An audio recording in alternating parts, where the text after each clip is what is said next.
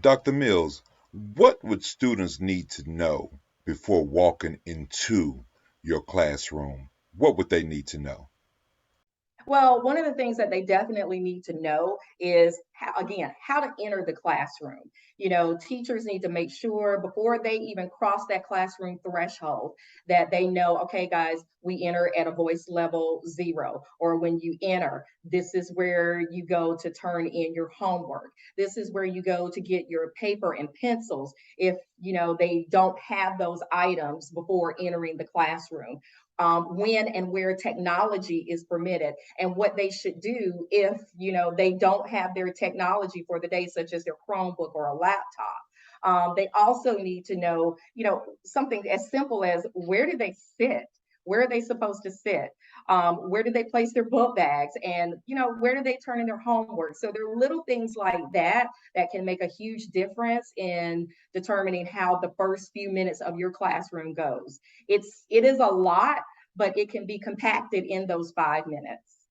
Absolutely. And it's about having a place for everything and everything in its place. And then it's also labeled.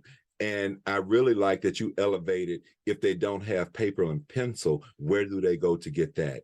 Because I know teachers that will take up 10 minutes because several students don't have pencils and paper and saying, well, I'm going to write you up, to come in my room. Well, why not when we're in class, students leave pencils all the time. Just put them in the pencil area.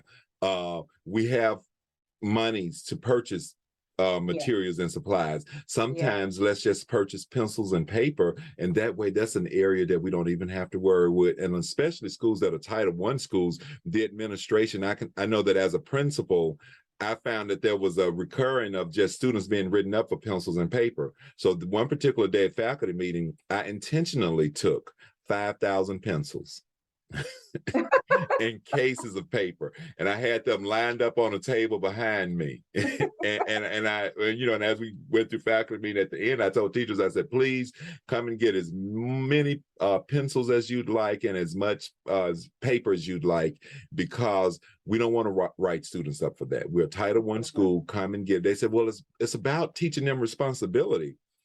And I hated to go there, but I asked them, I said, now there are times that I'm going over your evaluation with you, and you'll ask me, can you pass me a post-it note and a pencil? Because Mhm. you came to the meeting for your evaluation empty-handed.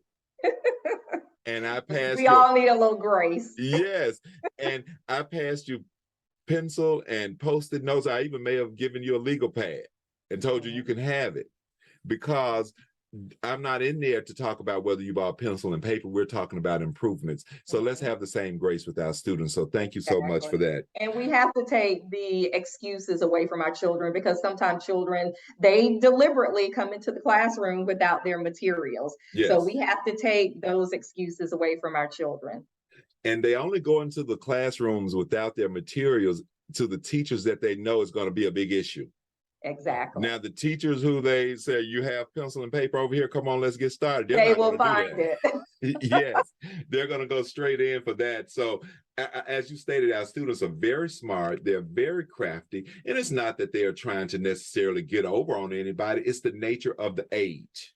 Right. It's their humanness in testing limits, and you'll see that in every species on Earth, that True. the younger ones are going to do things, and it's the adult's job to train them, or to at Exactly. least guide them in the right Mhm. direction. So that's part of our job, to help make sure that they have it.